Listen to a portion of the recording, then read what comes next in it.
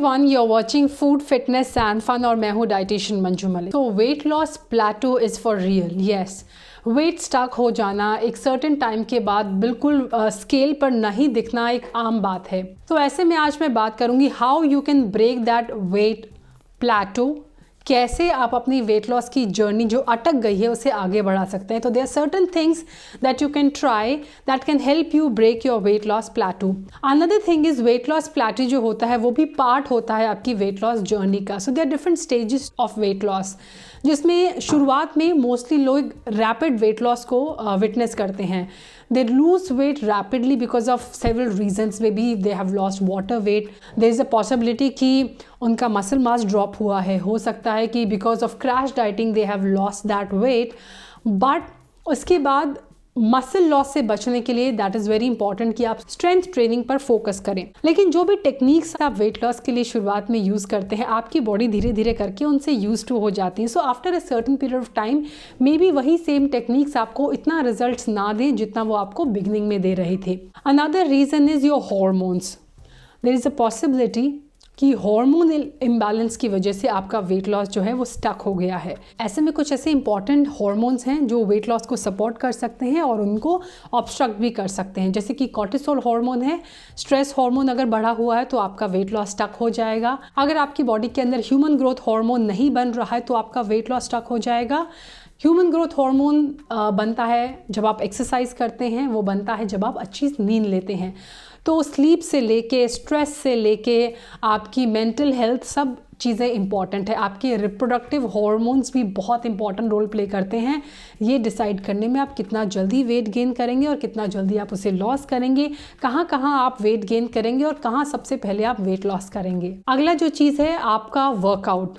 Change your workout. अगर आप अभी तक कार्डियो की बेसिस पे वेट लॉस कर रहे थे तो include some strength training, include some resistant training जो आपके मसल्स को टोन अप करके, मसल मास को इंक्रीज करके, फैट मास को कम करने में आपको हेल्प करें, आपको बॉडी को टोन अप करने में हेल्प करें और साथ ही आपको हेल्प करें कि आपका मेटाबॉलिज्म बूस्ट हो, क्योंकि स्ट्रेंथ ट्रेनिंग आपके मेटाबॉलिज्म को भी ज़्यादा जल्दी बूस्ट करती है। नेक्स्ट रीज़न हो सकता है आपके वेट स्टक होने का इज़ योर गट हेल्थ। अगर आपके स्टमक के अंदर बैड बैक्टीरिया की डोमिनेंस हो गई है, that can be because of not eating healthy, or that can be because of not eating your food properly, or that can be because you're not taking prebiotics or probiotics। यानी आपकी diet में अगर fibre बहुत कम है, fluid कम है, आप fermented food बिल्कुल नहीं खाते हैं, तो हो सकता है उसकी वजह से भी ये हो सकता है। सो मेक श्योर कि आप केमिकल बेस्ड और ये जो पैकेज फूड आते हैं, जो रिफाइंड फूड आते हैं, उन्हें कम खाएं और जितना हो सके नेचुरल फूड खाएं।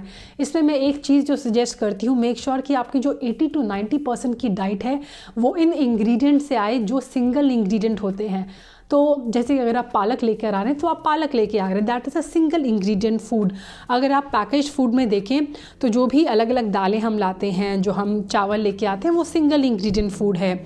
ऐसे ही अगर आप पीनट बटर खरीदें तो देखें कि वो सिर्फ सिंगल इंग्रेडिएंट फूड होना चाहिए।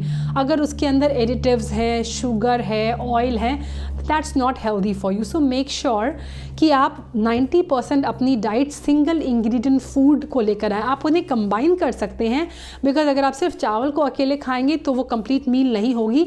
आप जब उसे दाल से कंबाइन करेंगे, आप जब उसमें थोड़ा सा नींबू डालेंगे ताकि आयरन का अब्जॉर्प्शन अच्छा हो, तब वो एक कंप्लीट मील होगी। So after you have selected those one ingredient food, उनके फूड कॉम्बिनेशन पे भी ध्यान देने की ज़रूरत है, क्योंकि अगर आपने ठीक तरह से फूड को कंबाइन नहीं किया then also it can lead to indigestion. वो आपको इमीडिएटली कोई साइड इफ़ेक्ट नहीं देगा, क्योंकि हमने देखा है कि लोग बोलते हैं कि आप दूध को मिक्स ना करें जब आप अपनी ग्रेवीज़ बनाएं। लोग मानते नहीं क्योंकि इमीडिएटली कोई साइड इफ़ेक्ट नहीं होता है, बट लॉन्ग रन में it can lead to indigestion, it can damage your digestive health. ये जो इंडाइजेशन है वो न्यूट्रिशनल डेफिशिएंसी को भी कॉज कर सकता है, और हो सकता है कि आपका जो वेट लॉस प्लेटो हो वो किसी न्यूट्रिशनल डेफिशिएंसी की वजह से हो।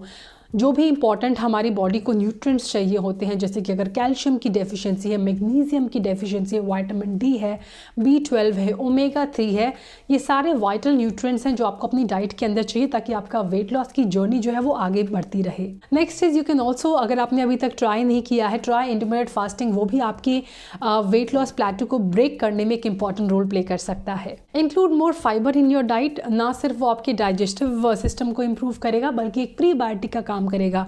Also try to increase some fluid in to your diet. आप इंक्रीज करें अपने नीड को भी, यानी नॉन एक्सरसाइज एक्टिविटी थर्मोजेनिस को।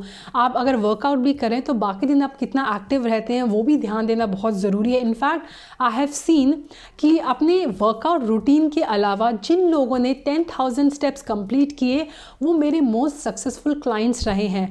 Not only they have lost weight but they have also achieve in maintaining and sustaining that wait loss जो उन्होंने किया है। इनफैक्ट अभी भी वो डिज़ायर मास गेन करने की जर्नी पर है, जहाँ पर वेट लॉस उन्होंने पूरी तरह से अचीव कर लिया, but now they are trying to gain more mass so that उनका वेट लॉस जो है वो कंटिन्यू, उनका मेटाबॉलिज्म इंक्रीज होता रहे। नेक्स्ट इज अगर आप प्रोटीन कंज्यूम कर रहे हैं, मेक श्योर कि आप सारा प्रोटीन एक साथ ना कंज्यूम करें। मैंने देखा है कि आप ब्रेकफास्ट में बहुत सारा प्रोटीन ले रहे हैं नेचुरल फॉर्म में भी, and then post your workout you are also having your protein shake, and then कुछ और भी आप ले रहे हैं, एंड देन आप towards the end of the day there is no protein in your diet. तो होता क्या है कि अगर आप एक टाइम पे जब आप ज़्यादा प्रोटीन लेते हैं तो वो प्रोटीन जो होता है जितना उसका काम होता है वो उतना ही करता है, उसके बाद वो कार्ब की तरह ही मेटाबोलाइज होता है आपकी बॉडी के अंदर और वो एक्सट्रैक्ट हो जाता है, वो मेटाबोलाइज हो जाता है। इसीलिए बहुत ज़रूरी है कि आप अपनी हर मील के अंदर, हर स्नैक के अंदर थोड़ा थोड़ा प्रोटीन है उस पर फोकस करें।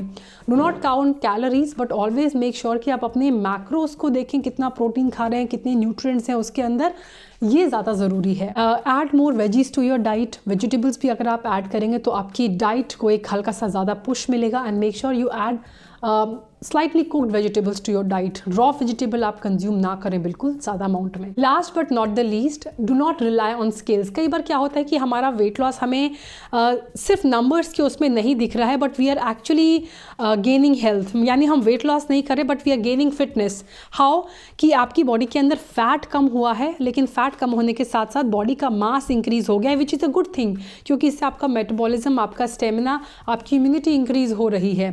साथ ही आपका वाटर वेट कितना है, आपके बॉडी के अंदर प्रोटीन का परसेंटेज कितना है, फैट का परसेंटेज कितना है, बोन्स की परसेंटेज कितना है, ये भी बहुत सारी चीज़ें मैटर करती हैं। ऐसे में एक सही स्केल आप लाएं आपके पूरी बॉडी को जो एनालाइज करके सही इन्फॉर्मेशन आपको दे। ऑल्सो ये सब चीज़ों को देखने के साथ साथ आप देखें कि जब आप अपनी वेट लॉस जर्नी पे हैं तो आपने कितना स्टेमिना गेन किया है, कितना स्ट्रेंथ आपने गेन किया है, कितना एनर्जाइज आप पूरे दिनों में फील करते हैं, क्या आपकी प्रोडक्टिविटी इंक्रीज हुई है, क्या आपकी मेंटल हेल्थ इसमें इंक्रीज हुई है, क्या आप अभी ज़्यादा फ्रेश महसूस करते हैं, क्या आपके हार्मोन ज़्यादा बैलेंस हुए हैं, क्या इंचेस लॉस हुए हैं, क्या आप ज़्यादा अच्छी तरीके से अपनी डे टू डे लाइफ का जो काम है वो कर पाते हैं। दीज आर ऑल्सो साइंस कि आपने फिटनेस गेन की है। इवन नंबर्स आपको नहीं दिख रहे हैं लेकिन दैट मीन्स कि आपने सक्सेस अचीव करी है, तो उसे इंजॉय करना ना भूलें। तो आज के लिए इतना ही। Thanks for watching. Stay healthy, stay fit, stay active and I will be back very soon. Until next time, you take care. Bye bye.